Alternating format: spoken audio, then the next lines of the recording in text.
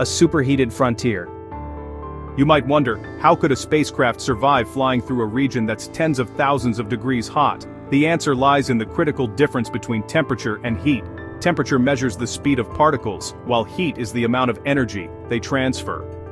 While the particles in this wall of fire are incredibly hot, meaning they are moving at immense speeds, the plasma itself is incredibly sparse, far less dense than the best vacuum we can create on Earth.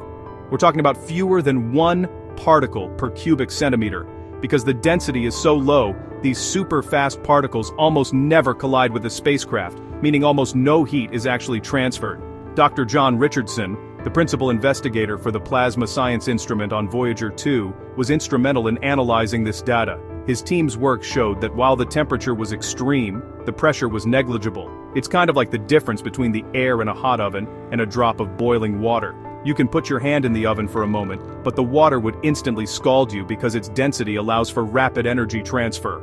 This superheated low-density frontier provided our first direct evidence of this turbulent, transitional layer, where the sun's influence finally yields to the vast expanse of the galaxy.